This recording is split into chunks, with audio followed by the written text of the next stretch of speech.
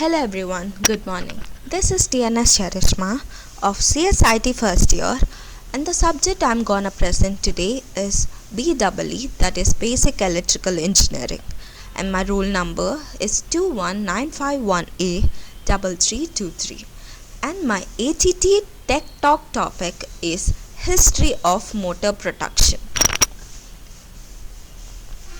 Overview. Introduction. Early production schemes, mid-90s, protective release solid state, current motor production devices, and the conclusion. Introduction. The well-known production engineer J. Louis Blackburn once said, "The production of motor varies considerably and it is less standardized in general than the production of the other apparatus or the parts of the power system. This results from the very wide variety of sizes, types, and application of motors. For the most of the time that the electric motors have been used in industries, there has been ever evolving consequences on what is essential in production. Protecting it. As implementation technologies has progressed, we have developed an ever more detailed understanding of those essential requirements. This article attempts to provide an overview of those developers. Early production schemes. Nikola Tesla invented and commercialized the AC motor in 80s, but prior to this the DC motor was used. The first edition of the National Electrical Code (NEC) was released in 1897. The edition required motor feeders to be sized 50% greater than the motor rate current to provide for the inevitable overloading of the motor at the times without overfusing the wires. Early production schemes. The code indicates that the motor and the resistance box must be protected by a cutout and controlled by a switch. In the context, when reviewing rules 17 and 44, it becomes clear that a cutout is a fuse. The term fuse is also used in some of these rules, and it seems have been used differentially than in the today common usage. Most motors were mechanism. This is illustrated in 1923 Handbook on Electrical Machinery, where the author also noted that a DC motor should be protected with a fuse or circuit breaker and switch, low voltage release, and the overload release. The overload release was designed to activate the under voltage release mechanism. He noted that NEC requires the use either circuit breakers or fuses, even it is equipped with an overload release. For AC motors, directly online starting was only recommended for rating lower than 10 HP. For direct online starting, separate starting and running fuses were to be provided along with a double throw switch. Larger motors were provided with some form of reduced voltage starter. From showing a large motor with a reduced voltage auto transformers started and two overloaded coils. Clause 378 considers no voltage release from starters, and page 249 describes overload release with the inverse time feature. There is a statement in the textbook that fuses are not necessary when over relays are used. Overload can be provided a loss of phase protection because of high current in remaining phases. Hence, the installation rules require large motor feeders than today, making tight overload protection not as necessary. Overloading protection was also required, and separate overload and the under voltage protection was often recommended. In mid 90s, a handbook on motor controllers in the mid 1990s devoted a chapter to protective devices. The author noted that the common devices used are to protection against overload, low voltage, phase reversal, phase failure, and shunt field failure. While fuses are discussed, current breakers are recommended for polyphase motors because if one fuse opens, the motor could not burn out. Circuit breakers with time delay elements in addition to the magnetic ones are recommended for motor protection. Overload release of the oil dashboard, bimetal and melting alloys designed are discussed in detail. Thermocouples are recommended in the welding of the large motors. The author stated that two overloads are usually equipped for a three-phase motor, although sometimes the three phases are required.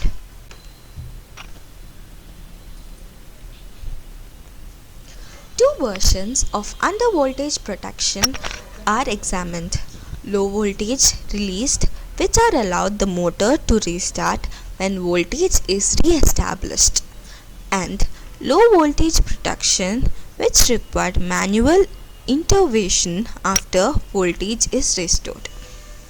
Undervoltage protection on two phases of a three-phase motor is recommended for phase failure protection.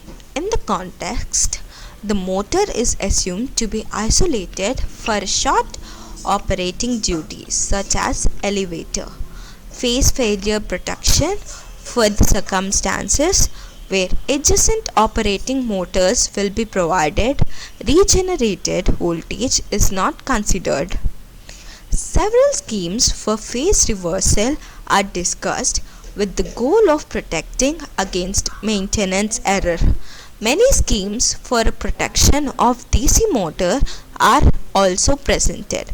Some specialized protection relays include frequency, power factor, zero speed, overspeeding, and bearing thermal protection relays. Electron tubes control is explored with a note that it was only available for very small motors. The use of vacuum tubes based electronic for motor protection is not discussed. A number of electromechanical thermal overload relays were developed and typically applied to large motors. One well-known electromechanical thermal overload relay by P&B Goals can be traced back in 1944. It provided overload single phase and phase unbalanced protection. Section 12 to 336 of 1949 edition of Standard Handbook for Electrical Engineers indicates that induction motors required overcurrent protection for a short circuit set high enough to prevent operations on a motor starting. In addition, large motors subject to overload should be included over temperature relays or induction overload relays with very long operating times. Small motors are protected against overheating by overload type fuse or thermal elements in contracts. Not less than 2 elements for 3-phase motors. Single phase protection is rarely applied. as overload protection is usually a satisfactory for this purpose. Reverse phase protection may be required where reverse motion would be cause damage, that is, which elevator motors. Under voltage protection is needed if direct online starting is not acceptable or if unexpected starts are hazardous, in which case used for a time delay is also recommended. In addition to protection for induction motors, section 12 to 363 for synchronous motors recommended considering loss of fields protection either as a under voltage or under current in the field supply or as a power factor relay on the armature circuit. Section 12 to 368 recommends that DC motors have fast overcurrent, under voltage and sometimes over speed protection. See Russell Mason's The Art and Science of the Protection Relaying is one of the several well-known texts from the era of electromechanical relays that is still referred today. Mason states all motors need protection against overheating resulting from overload, stalled rotator or unbalanced stator current. For complete protection, three-phase motors should have been overload elements in each phase. Although it is desirable have overload elements in other three parts, motor rated about 1500 HP and below are generally provided with the element in only two phases. Most motors lower than approximately 1500 HP are provided with either replica type thermal overload relays or long time inverse time over current relays or direct acting tripping devices. Protective relay solid state. Solid state protection relays solid state electronic applied to a motor protection become available around the time the IBB buffer book was first published. Once early version was studied by Gary and Tyler, they discussed an analog solid state devices that provide a flexible three-phase overcurrent protection, long time acceleration, jam protection, phase failure, underload and the phase sequence. For the first time, good protection against the majority of the motor current problem conditions is available at the cost that can be justified. They state a number of such devices were introduced by a variety of manufacturers and soon adopted in the industries for the protection of medium voltage motors. While solid state electronic took a few decades to develop from the initial commercialization to motor protection devices, the microprocessors were applied to the task within a decade of its debut. This developed offered more flexible and sophisticated protection schemes, and it has evolved into a rich variety of protection schemes available today.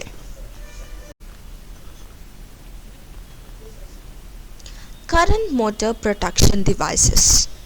The microprocessor relay has continued to evolve, offering more sophisticated protection capabilities. This can be valued to those requiring more sophisticated protection schemes, but it can also be puzzled to a new engineer attempting to protect a motor for the first time. The availability functions in one's recently released relay as started by the manufacturer includes overspeeding, underspeeding, voltage per hertz, phase under voltage, directional power, undercurrent, etc. Conclusion. Motor protection has been increasing more sophisticated since motors were established in the industry in late 18th century. Most of the advance has occurred after microprocessor based motor protection relays were introduced. Although the older electromechanical devices were an ingenious wonder to behold, IEEE motor protection standards continue to consider not only the understanding of motor protection issue but also the continuing sophistication of the available motor protection devices. As microprocessors become increasing more powerful, it is left to the imagination what will become able in the future to protect our industrial motors. Here is the picture that explains about the motor history and the facts. You can just go through the picture.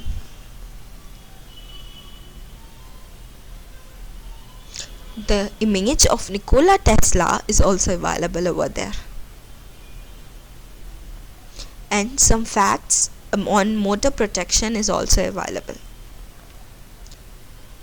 Thank you for listening to my PPT.